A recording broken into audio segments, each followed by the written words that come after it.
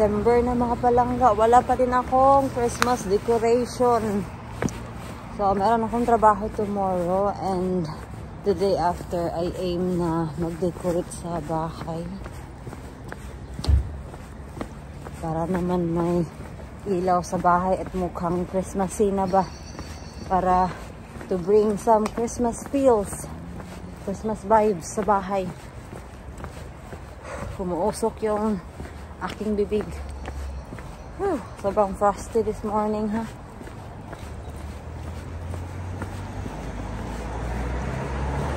Kayo mga loves, I'm pretty sure meron na kayong maraming Christmas decoration sa bahay ba? Kasi diba sa atin, September pa lang, hala, meron ng Christmas decoration. Yung mga bahay dito, meron na mga Christmas decoration. Lalo na pag when I'm driving, makikita mo talaga yung mga Christmas light decoration nilabas sa labas. Yung ibang bahay dito, bongga kung mag-decorate, lalo na sa labas. Yung iba naman, walang kabuhay-buhay.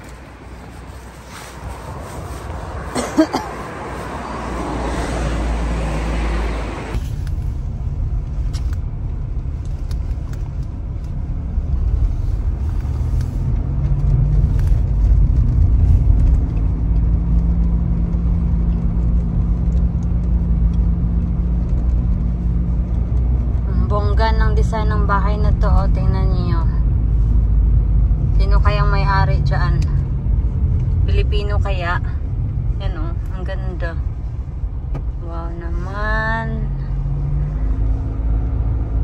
So yung mga bahay dito, may mga nagdi-display naman ng Christmas decoration. Yung iba sobrang bongga, yung iba sobrang simple lang. So iba-iba yung ano nila, gusto.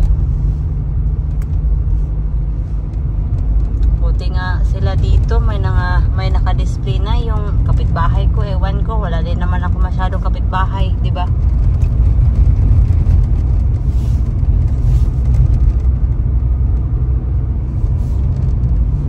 Grabe, ang lakas ng ulan kanina, oh, kasi oh, meron tubig dito sa daan.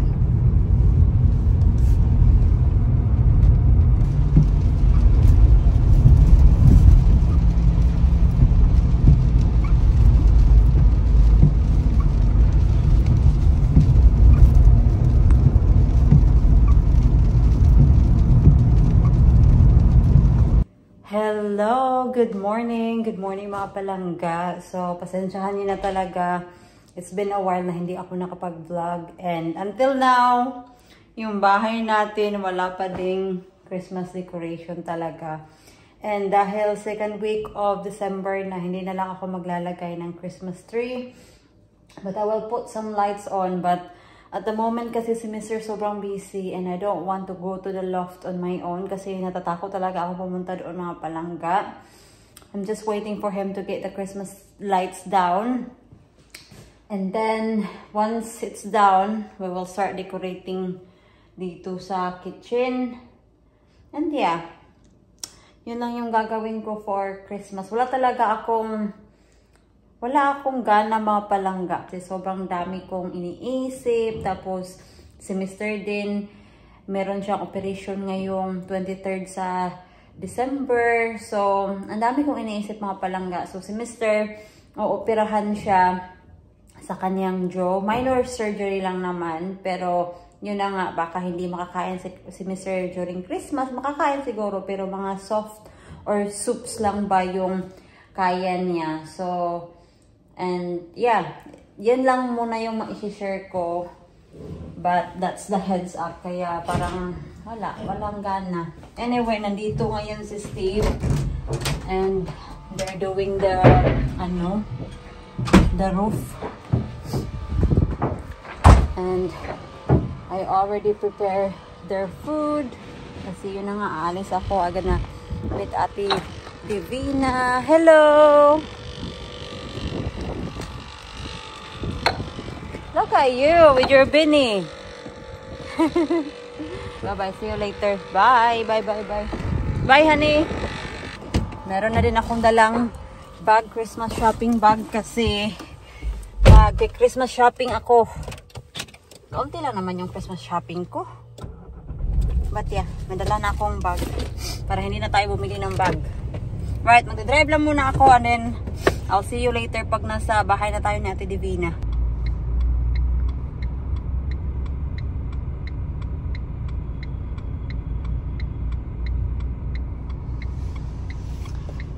Keep our distance, guys.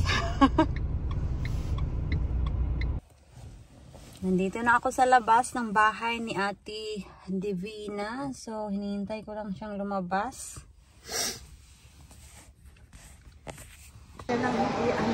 Oh, meron silang singers dito. Sayang. Aalis na ata sila, ate. Aalis na sila. Right. Ano ba yung bibilhin ko, ate? Sige, ikaw. Magtingin-tingin ako, ha? Magtingin-tingin ako.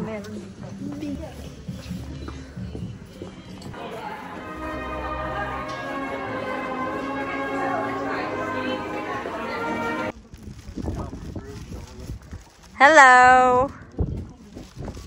Finish? All finish?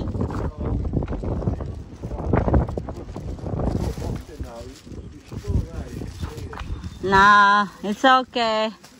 I'll go inside. It's freezing. Ang bigat ang dala ko, mga loves. So, I've done my Christmas shopping para pang regalo. So, kailangan kong i-text muna si Ate Divina para malaman niya na nakauwi na ako. While we are in the town, I bumped one of my colleagues. So, nag-hello lang kami. Kasama niya yung mama niya at yung anak niya.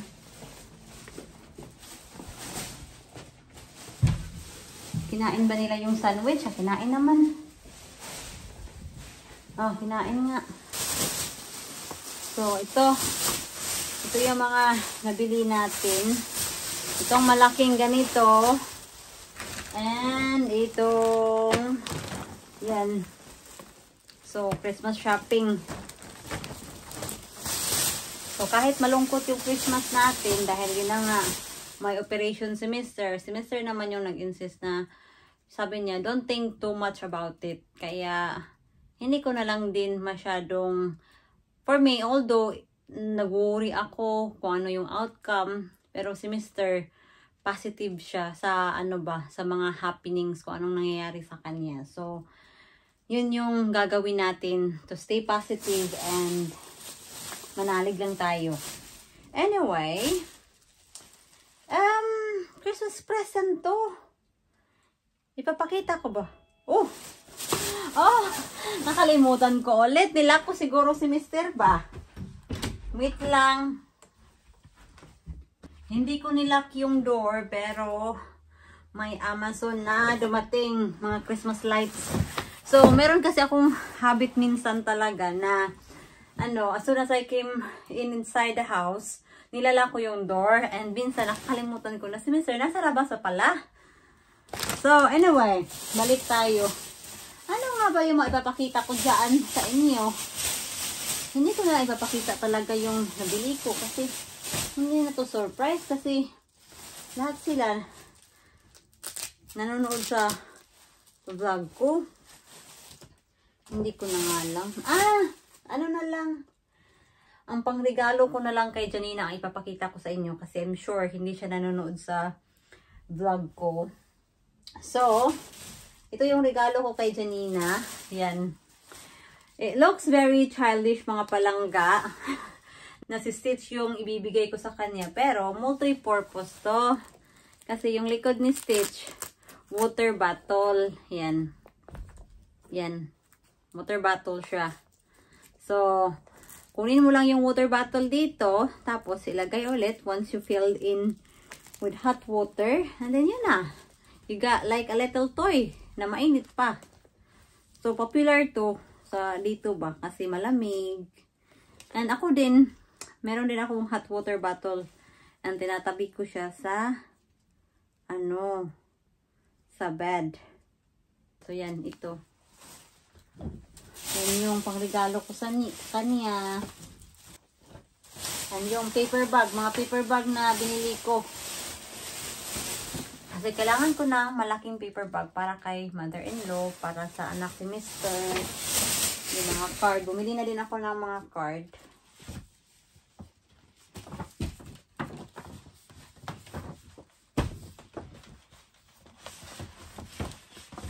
So yeah, very similar na kulay lang naman. Dalawang ganito. Isang ganito. At dalawang ganito. Kaya yeah, yun yung pangregalo ko sa kanya. Bumili ako ng maraming paper bag para hindi na ako magbalot mga palangga. Nakakatamad kasi magbalot.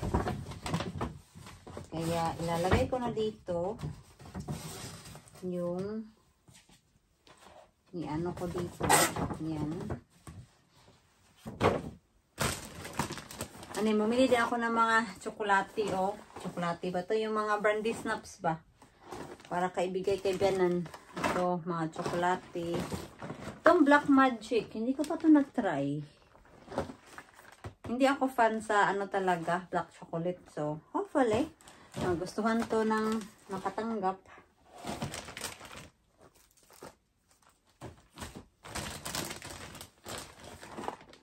Baileys.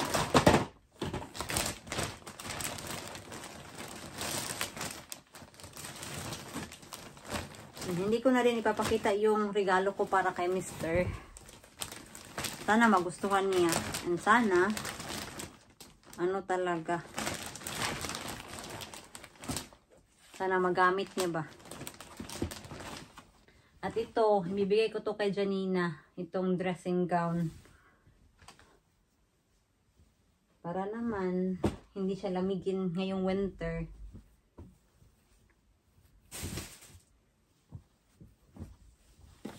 Kasi, every time na lang talaga na nagkikita kami ni Janina, ang binibigay niya sa akin is mga damit. Mga damit na galing sa kanyang apo ba. Kaya this time, ako naman yung magbigay ng damit. Hindi naman damit, but dressing gown ba para sa kanya. And this time is for her. Talaga.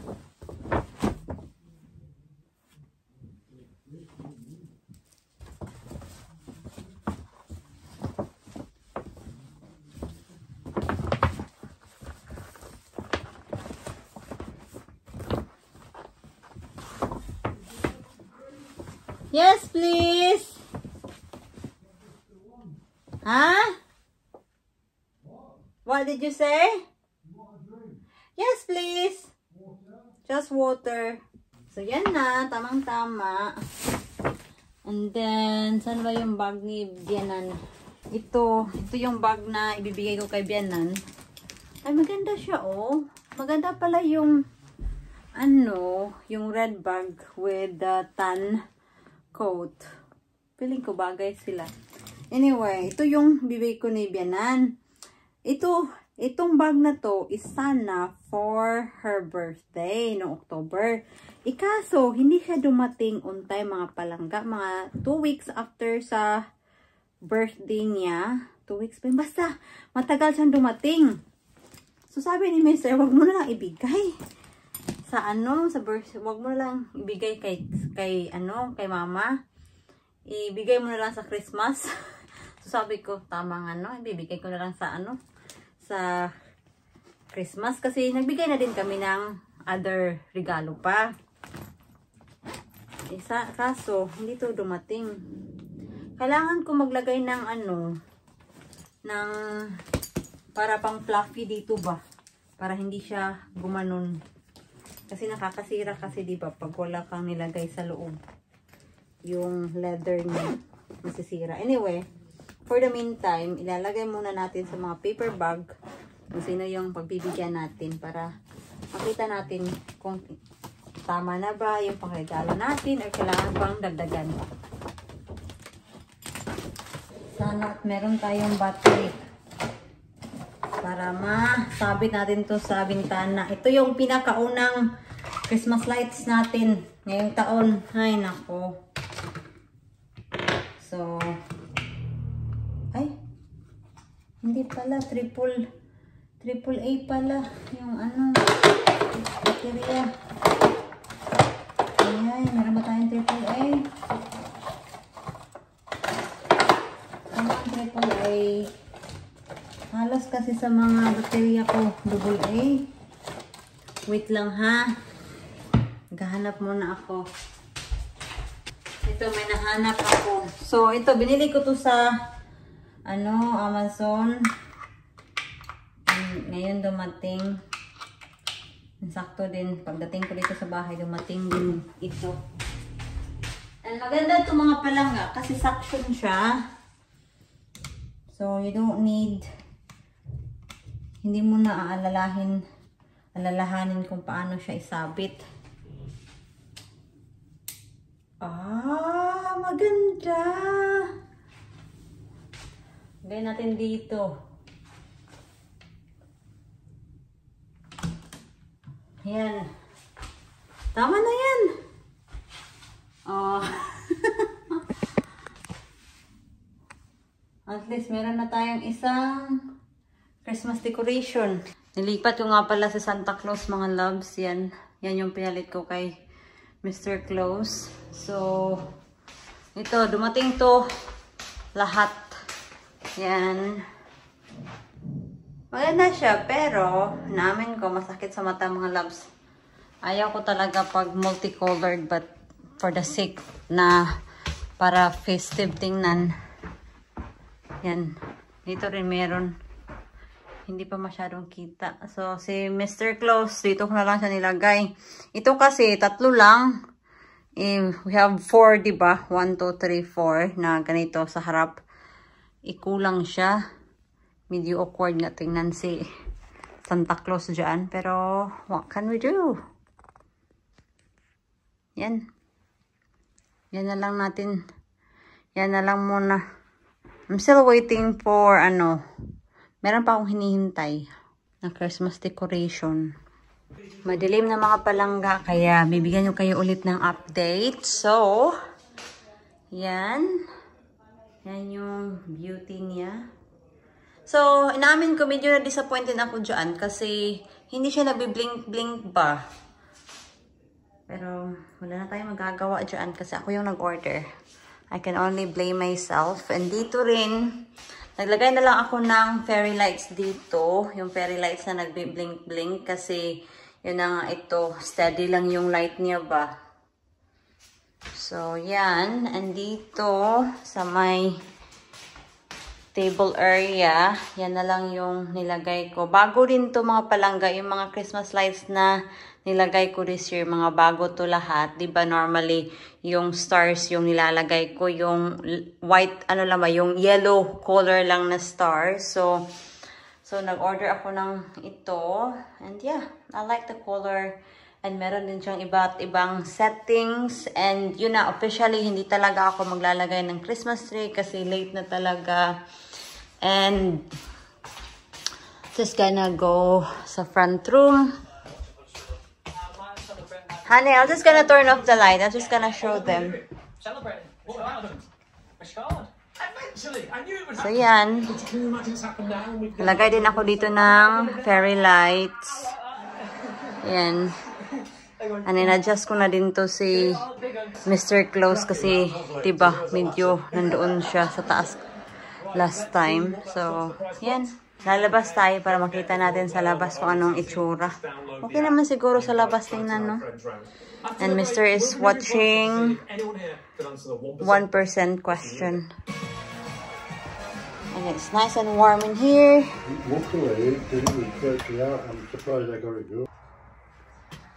So, nandito na ako sa labas. So, yeah, that's what it looks like sa labas. So, may kumukutitap na dito sa labas. Okay naman siya. Tingnan, minimal lang siya ba. And yung fairy lights natin, dahil fairy lights lang talaga siya, ano siya, yung light niya, hindi talaga siya masyadong kita. Tingnan ba. And dito, aray, lang ang dilim mga labs. Yan. Sa may kitchen. Ito, kitang-kita talaga sa daan.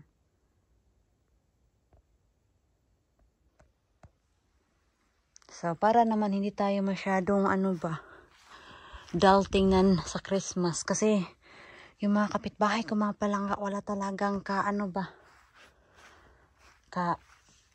decor. Meron siguro sa loob ng bahay nila, pero hindi sila nagdi-display ba sa like sa ibang bahay, maraming din nilalagay sa labas, mga Christmas lights. Ang isa lang sa mga hassle dito mga palangga, the more na maglagay ako ng Christmas lights, at tapos mga battery operated siya, kailangan mo talagang isa-isahin na i-turn on and off yung mga Christmas decoration.